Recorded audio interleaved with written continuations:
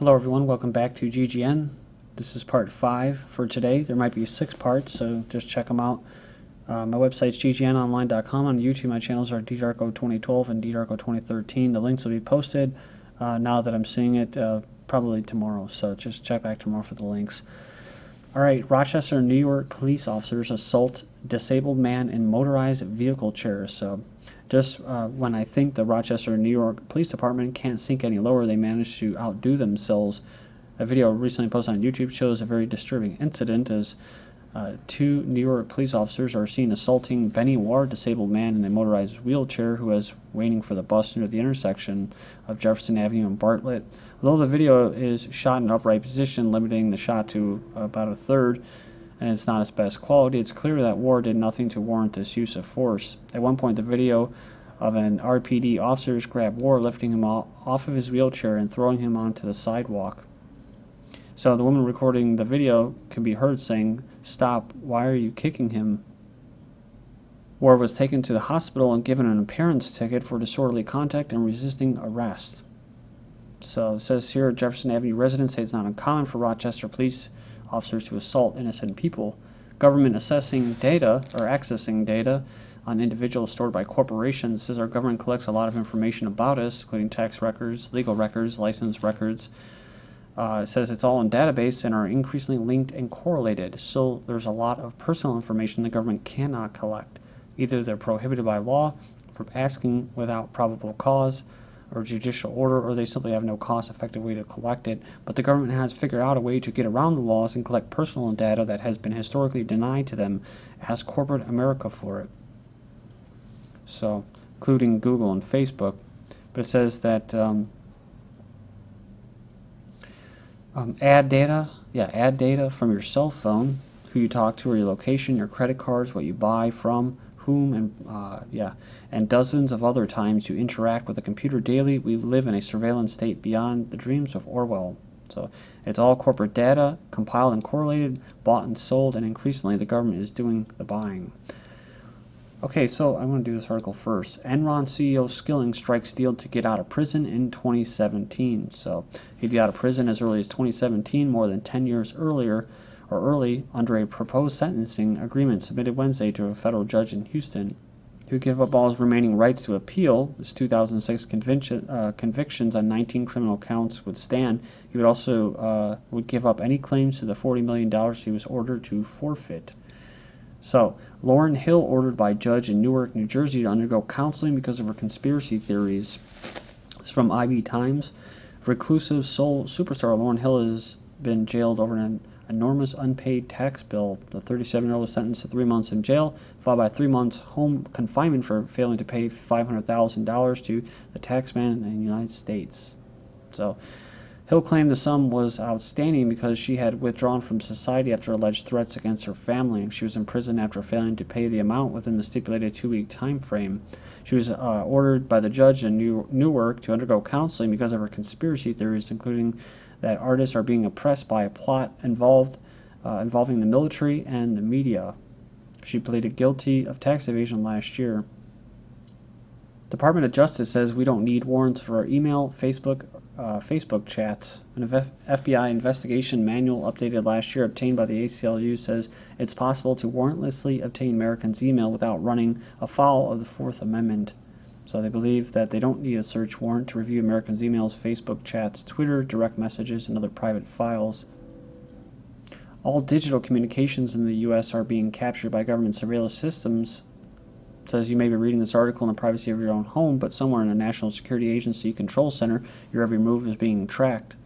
What time you logged in this morning, the website you visited, how long you stayed, and even what you said in the comments sections. All of it has been cataloged and possibly even flagged for suspicious activity. So, it says a few years ago, crap hits the fan discussed the tracking and archiving capabilities of advanced monitoring systems being implemented by the government. Basically, that everything you do on a daily basis is being tracked.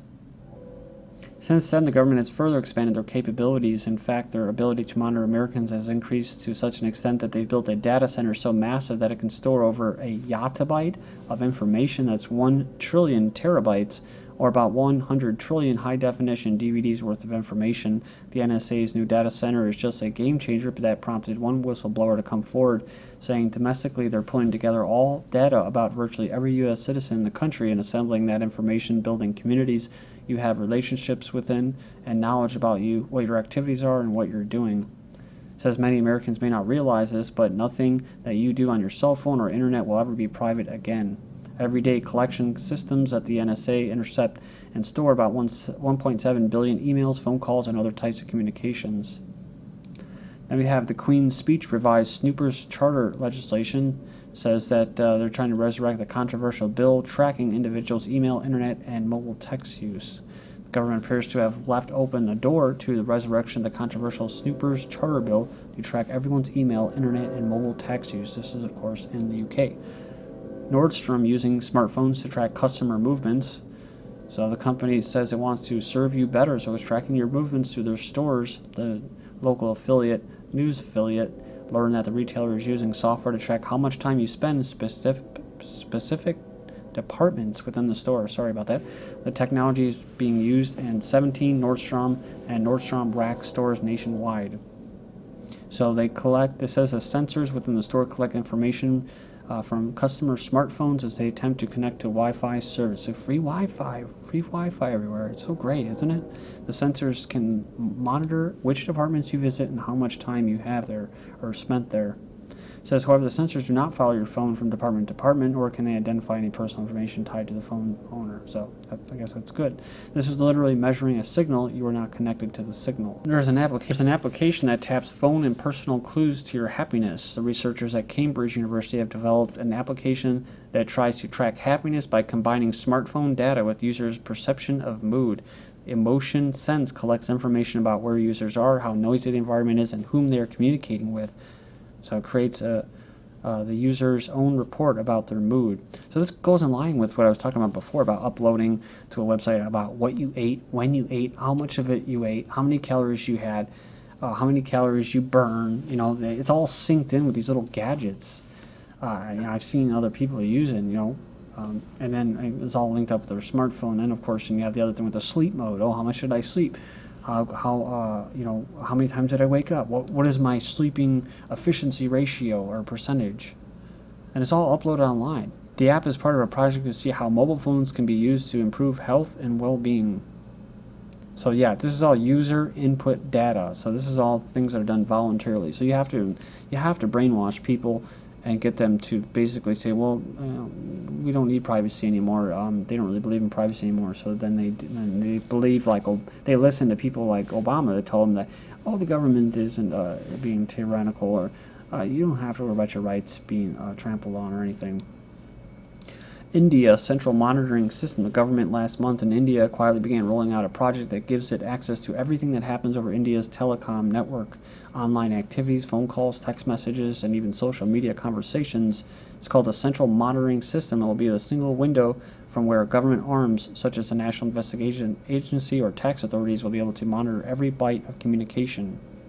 But privacy and internet freedom advocates are worried that in the name of security, keeping the slaves safe, the government could end up snooping on people, possibly abusing a system that does not have enough safeguards to protect ordinary citizens.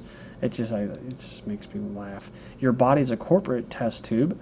It says a hidden epidemic is poisoning America. The toxins in the air that we breathe, the water that we drink, the walls of our homes, the furniture within them. It says that we can't escape it. It's in the cities and suburbs, and it afflicts young and old. Says the culprit behind the silent killer is lead and vinyl and formaldehyde and asbestos, bisphenol A, PCBs, thousands more innovations brought to us by the industries that once promised a better living through chemistry, but instead produce a toxic stew that has made every American a guinea pig that has turned the United States into one grand, unnatural experiment. That's for sure. 8 drivers who blindly followed their GPS in disaster. So, yeah, this is, I actually mentioned this before, the episode of The Office. The machine knows where it's going, yells Michael Scott in the episode, for driving his car directly into the lake. So, it says next time a mechanical voice tells you to hang a right where none exists, trust your own 2 eyes instead of making these mistakes. I think actually in Australia some Chinese people drove into the ocean. Most of these objects too, they kind of kill the interaction between people. So like before, you might stop and ask a stranger, where to go, where are you? You just rely on this device. Screen zombie. It seems like everything is like that. Everything is about isolating people, unless of course you're at a bar. I love Alan Watts' point. Unless you're at a bar where you could be socializing, you can be congregating, you can be discussing serious issues. You can still be having a good time and everything, but it's just like, no, it has to be music blaring, high definition screens everywhere. Everybody just gets plastered, and they talk about bullshit. Or the sports stadium, same thing. Of course, they're highly secure, which means that you're not secure, you're not safe before you go in there or you come out. But while you're in there, you'll be completely defenseless. I just experienced that while I was in somewhere in Chicago. They actually had a private security guard, and he did the whole shakedown, and I couldn't carry a knife, couldn't carry a pepper spray, and I wasn't in the best of neighborhoods, and I was completely defenseless. And it's just a tragedy because the person I was with said, well, why do you need that? Why do you need a knife? Why do you need that? It's just like, oh, I don't know. I guess I just like to keep it for aesthetic reasons. Screen zombie students says concern about young people's use of technology is nothing new, of course, but this new study published in May says here the issue of computers and human behavior is part of a growing body of research focused on a very particular use of technology, media multitasking while learning. Attending to multiple streams of information and entertainment while studying, doing your homework, or even sitting in class has become common behavior among young people so much that many of them rarely write a paper or complete a problem set any other way. Father of Sandy Hook victim faces criminal charges. A man whose 6-year-old son was among those killed in a Newtown, Connecticut elementary school massacre was scheduled to appear in the Connecticut Superior Court Wednesday on larceny and other charges. So he has been lobbying to Congress and Connecticut legislator for increased gun control in the wake of the shooting. I remember the victim's house who's burned down and the hero who died. It's just crazy. Suspension for boy who held pencil like gun. So we've already covered this. The boy who was suspended. I guess it could have been worse. He could have had a Pop-Tart gun, a Pop-Tart shaped like a gun too, and got suspended. Americans convinced gun homicides soar despite actual plunging gun crimes. So another example of massive gap between the American people's perception of what is going on around them and the actual reality. Reuters reports that while gun-related homicides are down 39% from the 93 peak, only 12% of people believe that gun crimes have fallen. It says here, 56% of Americans believe that gun crime is higher now than it was 20 years ago. And like that last video, we're talking about the middle age. I think it was Americans that were offing themselves, right? The suicides. That's actually one of the big statistics for actual gun deaths. People taking the quick way out, right? And you see all this madness. Sometimes you can't blame them. CNN anchors pretend they're having a satellite interview even though they're in the same parking lot. So apparently they thought we wouldn't notice because Nancy is on the right side of the screen when in reality she is to her left. They're all in the same car. So it says here, unfortunately, it's hard to get shooting permits in Cleveland on short notice. The author says, do us a favor, CNN, just put them next to each other and have them talk into each other's faces instead of relaying words through satellites to come back down 30 feet away like we're idiots. Chris Matthews and MSNBC, the toilet bowl of broadcast journalism. Network calls gun advocates of being racist and unable to accept an African-American president. It says the BBC has a share of critics. It says here as any multi-billion-dollar state-run media outlet should expect to. Their status as protector of the government line is not a surprise to anyone because their state-run status is out in the open.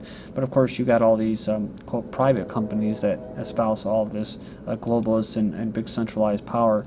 But they pull the race card, race baiting, along with Alice Sharpton. It says here that they employ the White House very orthodox Saul Alinsky methods when it comes to dividing and subdividing American society into an easy-to-manipulate social compartments.